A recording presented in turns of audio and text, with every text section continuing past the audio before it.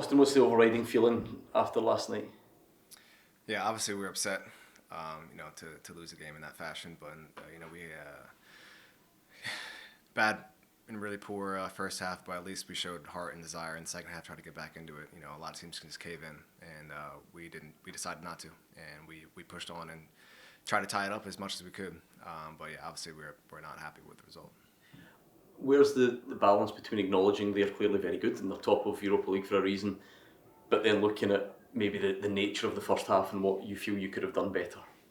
Yeah, they're a good squad. I think we just didn't. They're a very good squad, but also I think we kind of did it to ourselves. We didn't necessarily give ourselves the best chance by starting out on the front foot. And I'll credit them. They're a really good squad, but I think we could have controlled things better on our end. I think part of fan frustration is the speed at which you've gone from the highs of Bayern Munich and some of those great performances that you were part of last season to now not getting Europa League results you want. Do you find that hard as well to get your head round? And do you understand that frustration? Yeah, especially because I know the power of this team. Coming into the team last year, and also being a key player in the Champions League run we had last year to where it's been now. It's obviously frustrating on all of us, but we have the power, we have the ability to turn things around, and I think we can. Do you think you can still make a success of this? Yeah. Do you think you sort of 11, 12 point mark maybe to progress, you still think that's doable? Absolutely. Yeah. What does the bigger picture look like at the moment? Because obviously Martin's come in and things are always obviously feel better when you win. Did it feel like a bit of a setback last night? And how do you feel about the managerial situation? Manager situation not really had nothing to do with me. I think Martin's a great guy and a great coach. So it's been wonderful having him here. And then for the team wise, we can only control every single game, and we can't really focus on the bigger picture. We have to do day by day, game by game. We got a game in 2 days now, so that's really just a focus. You've been part of the headlines for the last 3 or 4 days because of the League Cup semi-final. I just wonder what you made of all that. We were still talking about it 5 days later. How do you view that incident, if you would, first of all? Which incident? With Jack Butland, sorry. Nothing. I was just trying to get the ball, really. The ref called for a yellow, and then VR checked it, and it was a yellow, and then just get on with it. I haven't really thought too much about it, really.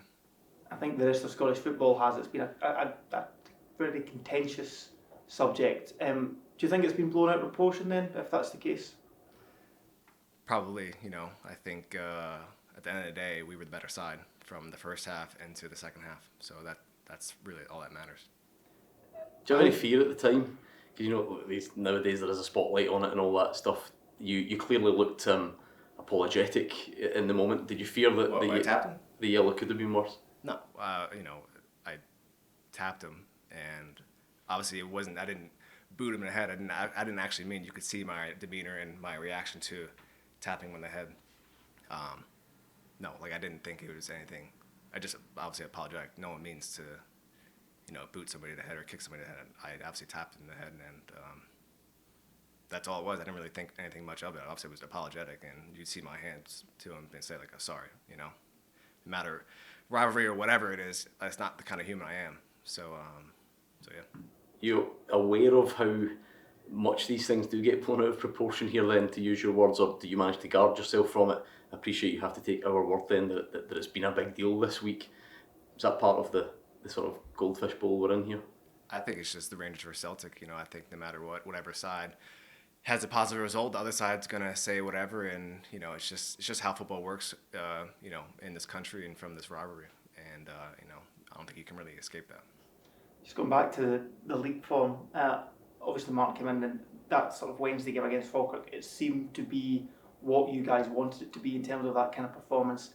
Kilmarnock again, how important is it to erase what happened last night and come back into the league form? That's obviously very crucial considering the points gap at the top. I think that's the benefit of playing so often, is that there's games all the time. And, last night's game, you can't live off a Rangers game and the performance of that game. There's a game every other day, So it's just moving on, and how you are as a team and how you are as an organization, as a player, you have your core values and your core beliefs. And if you believe that you're a good squad and good players, you move on to the next time. You don't always win the game, unfortunately. I know it's the Celtic way. You win. But in reality of football, sometimes it doesn't always go your way. So you have to have a good core, backing of yourself and as a squad to push on.